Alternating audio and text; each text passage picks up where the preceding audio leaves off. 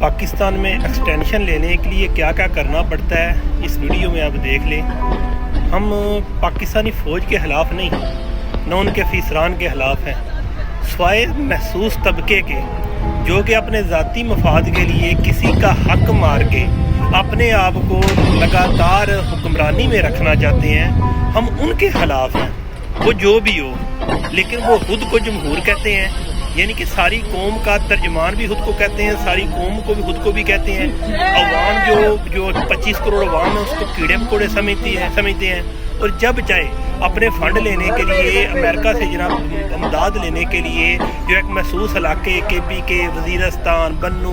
ان علاقوں میں جناب باقاعدہ طور پہ حملے کر کے اور ان سے امداد لے کے اور جناب اپنے آپ کو فائدہ پہنچانے میں لگے ہوئے ہیں۔ یہ دیکھ لیں، اس میں آپ ساری سٹوری سمجھ آ جائے گی کہ ہماری فوج کا کام جو ہے کشمیر میں ہو سکتا ہے، انڈیا میں ہو سکتا ہے، افغانستان کے بارڈر پہ ہو جاتا ہے، یا دیگر معاملات میں ہو سکتا ہے، لیکن یہ کام دیکھیں کہ یہ کام تو پولیس کا بھی نہیں بنتا، لیکن دیکھ لیں کہ ایکسٹینشن کے لیے یہ سب کچھ کرنے کو تیار ہے، اور پتہ نہیں اس کے علاوہ اپنے ذاتی مفادات کے لیے یہ کیا کیا کر دیں۔ ملک کو تو بھیج دیا انہوں نے، لیکن اس کی ایگزامپل آپ کے سامنے ہے۔ آج کے جو اب پاکستان میں ریلی نہیں کر رہی ہے، اس کے جو یہ کر رہے ہیں، جس طرح کے فوجیوں کا کام ہے، ذرا اپنے افسران کے حکم پہ جا رہے ہیں، بے شک چل بھی رہے ہیں، لیکن حرام کی روزی ہے نا، یہ بھی دیکھیے گا۔